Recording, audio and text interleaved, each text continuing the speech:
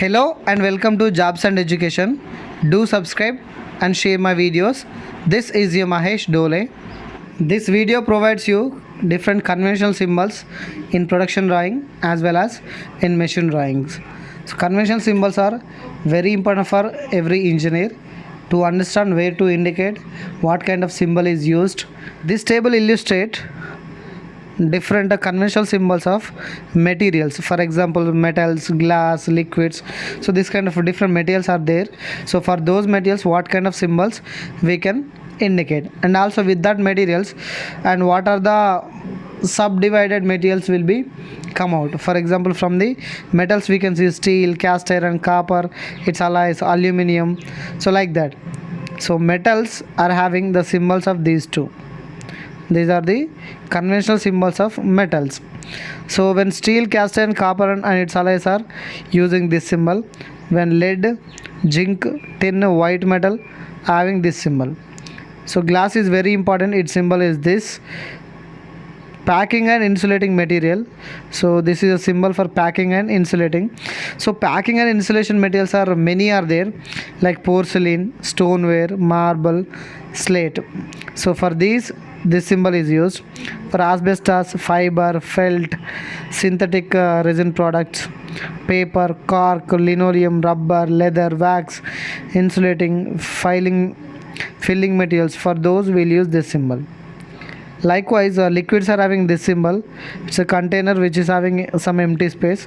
So for water, oil, petrol, kerosene, diesel, etc. So we'll indicate this symbol.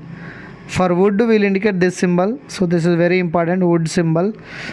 And concrete, this is a concrete symbol, a mixture of cement, sand and gravel. So these are the conventional symbols of materials, very important, everyone should know these. This table illustrates the conventional symbols of machine operations. We know different operations like doing knurling and producing bearings and doing threading operations. For those operations what are the symbols are used? Look at this is straight knurling. So for that we will indicate this symbol and its conventional symbol is this. And for diamond knurling, this is a symbol and this is a conventional symbol. Square on shaft, this is the conventional symbol. Holes on circular pitch, this conventional symbol we will use. Bearings having this symbol. External screw threads, for that we can use this stud symbol or this one. Internal screw threads, this is a symbol and this is a conventional symbol. Screw threads assembly, this is the conventional symbol, this is a subject of that particular screw threads. So these are the different conventional symbols of machines operations.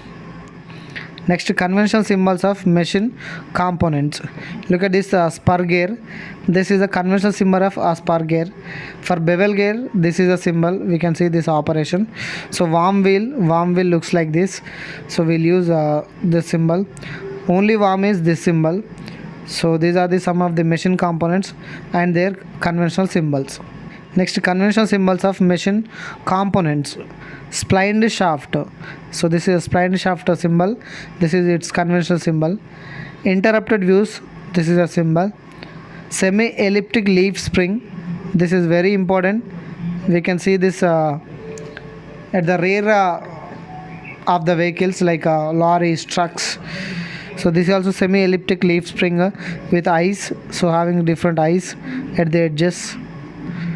So next to cylindrical compression springs, these are one kind of springs. So this is a conventional spring. Next to cylindrical tension spring.